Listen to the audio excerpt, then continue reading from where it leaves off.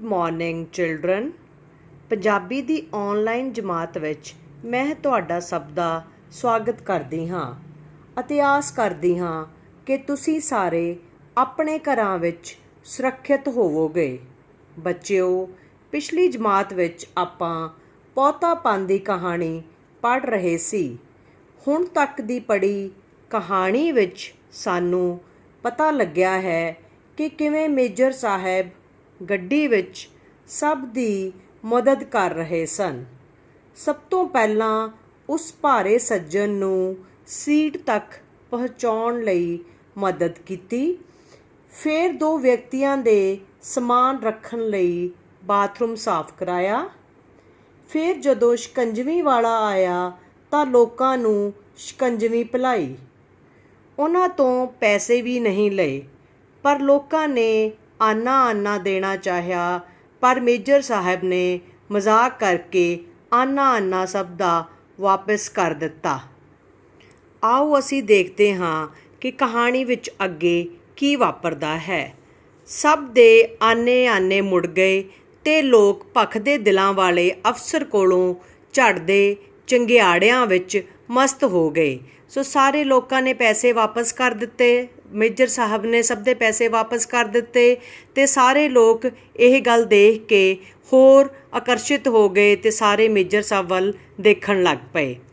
ਐਨੇ ਨੂੰ ਕਿਸੇ ਨੇ ਤੰਬਾਕੂ ਪੀਣਾ ਚਾਹਿਆ। ਥੋੜ੍ਹੀ ਦੇਰ ਬਾਅਦ ਕੋਈ ਹੋਰ ਤੰਬਾਕੂ ਬੀੜੀ ਪੀਣਾ ਚਾਹ ਰਿਹਾ ਸੀ। ਨਾਲ ਦੇ ਨੇ ਆਖਿਆ, ਨਾ ਸਰਦਾਰ ਸਾਹਿਬ ਦੇ ਹੁੰਦਿਆਂ ਨਹੀਂ ਪੀਣਾ। ਸੋ ਉਸਨੇ ਕਿਹਾ ਕਿ ਜਦੋਂ ਤੱਕ ਮੇਜਰ ਸਾਹਿਬ ਸਰਦਾਰ ਸਾਹਿਬ ਸਾਹਮਣੇ ਨੇ ਤੂੰ ਬੀੜੀ ਨਹੀਂ ਪੀ ਸਕਦਾ।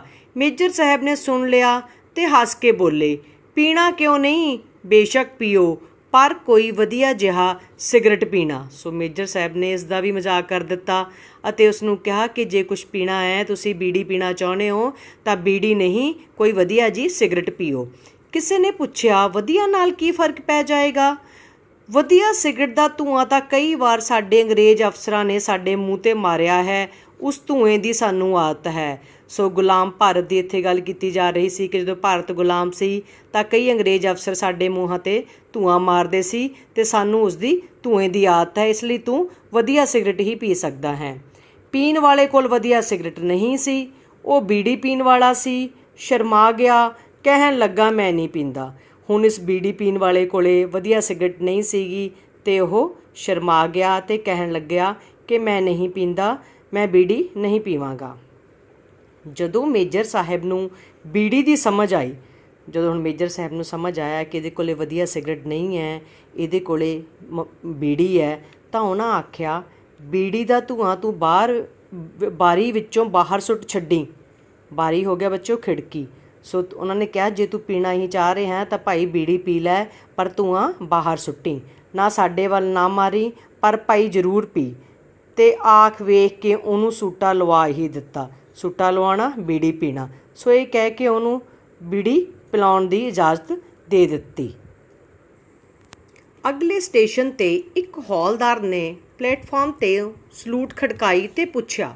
ਸੋ ਜਦੋਂ ਹੁਣ ਉਹ ਅਗਲੇ ਸਟੇਸ਼ਨ 'ਤੇ ਪਹੁੰਚੇ ਤਾਂ ਉੱਥੇ ਇੱਕ ਹੋਰ ਸਿਪਾਹੀ ਆਇਆ। ਉਸਨੇ ਮੇਜਰ ਸਾਹਿਬ ਨੂੰ ਸਲੂਟ ਕੀਤੀ ਅਤੇ ਕਿਹਾ, ਸਾਹਿਬ ਆਪ ਆਪਣਾ ਡੱਬਾ ਛੱਡ ਕੇ ਇੱਥੇ ਕਿਉਂ ਆ ਗਏ? ਸੋ ਬੱਚਿਓ, ਮੇਜਰ ਸਾਹਿਬ ਦੀ ਸੀਟ ਉੱਥੇ ਨਹੀਂ ਸੀ। ਮੇਜਰ ਸਾਹਿਬ ਦੀ ਸੀਟ ਫਸਟ ਕਲਾਸ ਦੇ ਡੱਬੇ ਵਿੱਚ ਸੀ, ਪਰ ਉਹ ਇੱਥੇ ਥਰਡ ਕਲਾਸ ਦੇ ਡੱਬੇ ਵਿੱਚ, ਜੋ ਕਿ ਬਹੁਤ ਭਰਿਆ ਹੋਇਆ ਸੀ, ਉੱਥੇ ਆ ਕੇ ਬੈਠੇ ਹੋਏ ਸੀ। ਮੈਂ ਕੀ ਲੈਣਾ ਸੀ ਪੇ ਮਰਿਆਂ ਦੇ ਡੱਬੇ ਵਿੱਚੋਂ?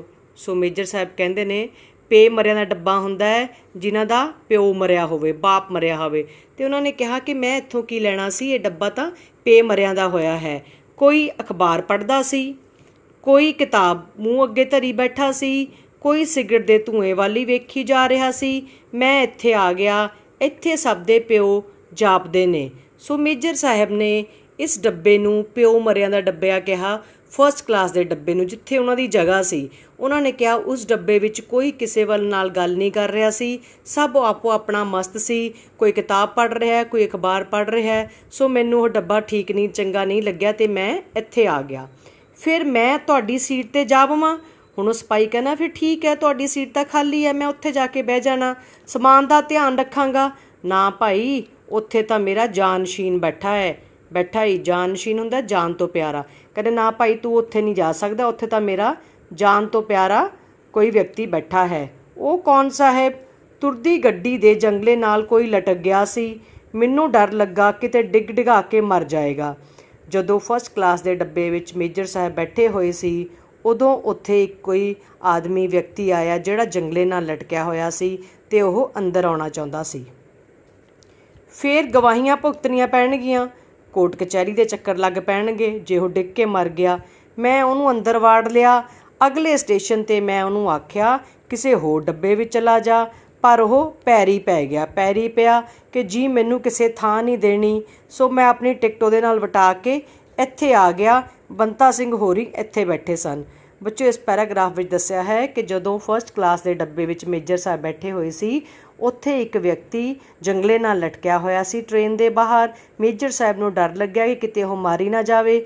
ਮੇਜਰ ਸਾਹਿਬ ਨੇ ਉਹਨੂੰ ਅੰਦਰ ਵਾੜ ਲਿਆ ਅਤੇ ਜਦੋਂ ਅਗਲੇ ਸਟੇਸ਼ਨ ਤੋਂ ਕਿਹਾ ਕਿ ਭਾਈ ਤੂੰ ਕਿਤੇ ਹੋਰ ਜਗ੍ਹਾ ਦੇਖ ਲੈ ਕਿਸੇ ਹੋਰ ਡੱਬੇ ਵਿੱਚ, ਅਤੇ ਉਹ ਮੇਜਰ ਸਾਹਿਬ ਦੇ ਪੈਰੀ ਪੈ ਗਿਆ ਕਿ ਮੈਨੂੰ ਕਿਤੇ ਜਗ੍ਹਾ ਨਹੀਂ ਮਿਲਣੀ। ਉਸਨੇ ਆਪਣੀ ਟਿਕਟ ਵਟਾ ਲਈ ਅਤੇ ਮੇਜਰ ਸਾਹਿਬ ਥਰਡ ਕਲਾਸ ਦੇ ਡੱਬੇ ਵਿੱਚ ਆ ਗਏ। ਇੱਥੇ ਆ ਕੇ ਬੰਤਾ ਸਿੰਘ, ਜਿੱਥੇ ਉਹਨਾਂ ਦੇ ਦੂਜੇ ਹੌਲਦਾਰ ਬੈਠੇ ਸੀ, ਉੱਥੇ ਬੈਠ ਗਏ।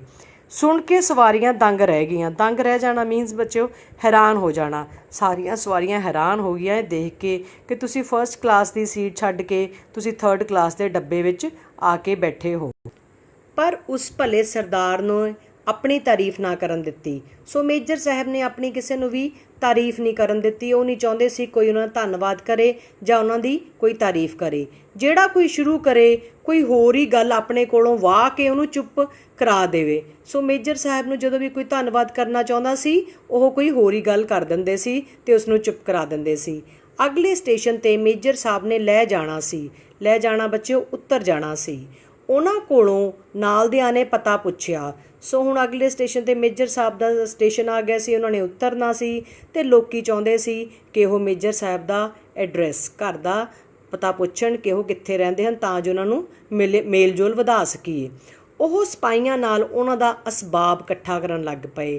ਅਸਬਾਬ ਹੁੰਦਾ ਬੱਚਿਓ ਸਮਾਨ, ਪਰ ਮੇਜਰ ਸਾਹਿਬ ਆਪਣੇ ਸਿਪਾਹੀਆਂ ਦੇ ਨਾਲ ਮਿਲ ਕੇ ਸਮਾਨ ਇਕੱਠਾ ਕਰਨ ਦੇ ਵਿੱਚ ਰੁੱਝ ਗਏ। ਸਬਾਬ ਦਾ ਯੁੱਧ ਮੁਕਾ ਲਈਏ, ਫਿਰ ਮੈਂ ਤੁਹਾਨੂੰ ਆਪਣਾ ਸਾਰਾ ਪਤਾ ਲਿਖ ਦਿਆਂਗਾ। ਮੇਜਰ ਸਾਹਿਬ ਨੇ ਕਿਹਾ ਪਹਿਲਾਂ ਮੈਂ ਆਪਣਾ ਸਮਾਨ ਇਕੱਠਾ ਕਰ ਲਵਾਂ, ਫਿਰ ਮੈਂ ਤੁਹਾਨੂੰ ਪਤਾ ਲਿਖ ਕੇ ਦਿੰਦਾ ਹਾਂ। ਸਟੇਸ਼ਨ ਆ ਗਿਆ। ਕੁਲੀਆਂ ਤੇ ਸਵਾਰੀਆਂ ਦਾ ਰੌਲਾ ਪੈ ਗਿਆ। ਹੁਣ ਜਿਨ੍ਹਾਂ ਨੇ ਉਤਰਨਾ ਸੀ ਉਹਨਾਂ ਦੇ ਜਾਣ ਦਾ ਰੌਲਾ ਪੈ ਗਿਆ। ਕੁਲੀ ਵਿੱਚੋਂ ਆ ਕੇ ਸਮਾਨ ਚੁੱਕਣਾ ਸ਼ੁਰੂ ਹੋ ਗਏ ਅਤੇ ਮੇਜਰ ਸਾਹਿਬ ਸਭ ਨੂੰ ਹੱਥ ਜੋੜਦੇ ਅਤੇ ਇਹ ਕਹਿੰਦੇ ਕਾਹਲੀ ਕਾਹਲੀ ਗੱਡੀਓਂ ਹੇਠਾਂ ਉਤਰ ਗਏ। ਕਾਹਲੀ ਕਾਹਲੀ ਹੁੰਦਾ ਬੇਟਾ ਜਲਦੀ ਜਲਦੀ ਨਾਲ। ਸੋ ਮੇਜਰ ਸਾਹਿਬ ਨੇ ਕਿਸੇ ਨੂੰ ਪਤਾ ਨਹੀਂ ਦੱਸਿਆ ਅਤੇ ਹੱਥ ਜੋੜ ਕੇ ਮਾफ़ੀ ਮੰਗਦੇ ਹੋਏ ਕਹਿਣ ਲੱਗੇ, ਮੈਂ ਆਪਣਾ ਨਿੱਕ ਸੁੱਕ ਵੀ ਪੇ ਮਰਿਆਂ ਦੇ ਡੱਬੇ 'ਚੋਂ ਇਕੱਠਾ ਕਰਨਾ ਹੈ। ਮੇਜਰ ਸਾਹਿਬ ਨੇ ਕਿਹਾ ਕਿ ਮੈਨੂੰ ਇਸ ਵਾਰ ਮਾफ़ੀ ਕਰ ਦਿਓ, ਮੇਰਾ ਸਮਾਨ ਹਜੇ ਫਸਟ ਕਲਾਸ ਦੇ ਡੱਬੇ ਵਿੱਚ ਵੀ ਪਿਆ ਹੈ, ਮੈਂ ਉੱਥੋਂ ਇਕੱਠਾ ਕਰਨਾ ਹੈ। ਐਤਕੀ ਮਾफ़ੀ ਦੇ ਦਿਓ। ਐਤਕੀ ਬੱਚਿਓ ਹੁੰਦਾ ਇਸ ਵਾਰ। ਜੇ ਫਿਰ ਇਹੋ ਜਿਹਾ ਮੌਕਾ ਮਿਲ ਗਿਆ ਤਾਂ ਪੂਰਾ ਪਤਾ ਨੋਟ ਕਰਾ ਦਿਆਂਗਾ। ਸੋ ਮੇਜਰ ਸਾਹਿਬ ਇਹ ਕਹਿ ਕੇ ਚਲੇ ਗਏ ਕਿ ਮੈਂ ਤੁਹਾਨੂੰ ਕਦੇ ਫਿਰ ਆਪਾਂ ਮਿਲੇ ਤਾਂ ਤੁਹਾਨੂੰ ਆਪਣਾ ਪਤਾ ਦੇਵਾਂਗਾ। ਉਹ ਗਏ ਉਹ ਚਲੇ ਗਏ। ਸਾਰੇ ਡੱਬੇ 'ਚੋਂ ਰੂਹ ਨਿਕਲ ਗਈ। ਰੂਹ ਨਿਕਲਣਾ ਜਾਨ ਨਿਕਲ ਜਾਣੀ। ਸਾਰੇ ਡੱਬੇ ਵਿੱਚੋਂ ਰੂਹ ਨਿਕਲ ਗਈ। ਸਾਰਾ ਡੱਬਾ ਸ਼ਾਂਤ ਹੋ ਗਿਆ। ਸਾਰਾ ਡੱਬਾ ਸੁੰਨਸਾਨ ਹੋ ਗਿਆ। ਸਾਰੇ ਡੱਬੇ ਦੀ ਰੌਣਕ ਚਲੀ ਗਈ। ਡੱਬਾ ਭਾਂ ਕਰਨ ਲੱਗ ਪਿਆ। ਉਹ ਡੱਬਾ ਸੁੰਨਸਾਨ ਹੋ ਗਿਆ।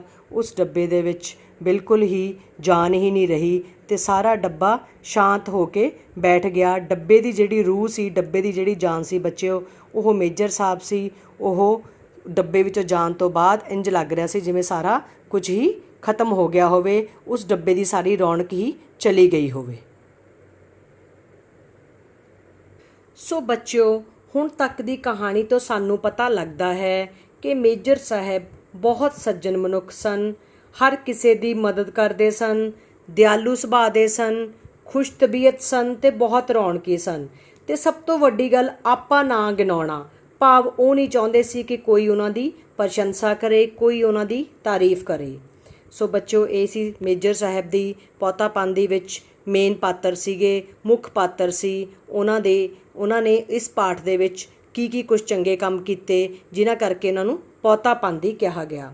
ਸੋ ਬੱਚਿਓ, ਮੇਰੇ ਇਸ ਲੈਕਚਰ ਨੂੰ ਸੁਣਨ ਦੇ ਬਾਅਦ ਤੁਸੀਂ ਸਾਰੀ ਕਹਾਣੀ ਪੜ੍ਹੋਗੇ ਅਤੇ ਫਿਰ ਜੋ ਮੈਂ ਤੁਹਾਨੂੰ ਵਰਕਸ਼ੀਟ ਦੇ ਰਹੀ ਹਾਂ ਉਹ ਕੰਮ ਫੇਅਰ ਕਾਪੀ ਵਿੱਚ ਕਰੋਗੇ। ਇਸ ਤੋਂ ਇਲਾਵਾ ਤੁਸੀਂ ਆਪਣੀ ਜਿਹੜੀ ਤੁਹਾਨੂੰ ਪੰਜਾਬੀ ਜਮਾਤ 9ਵੀਂ ਦੀ ਇੱਕ ਵਰਕਬੁੱਕ ਮਿਲੀ ਹੈ ਉਹਦੇ ਵਿੱਚ ਪਾਠ ਪੌਤਾ ਪਾਂਦੀ ਦੇ ਪ੍ਰਸ਼ਨ ਉੱਤਰ ਪੈਨਸਿਲ ਦੇ ਨਾਲ ਕਰਨੇ ਹਨ। ਧੰਨਵਾਦ। Happy holidays and stay safe.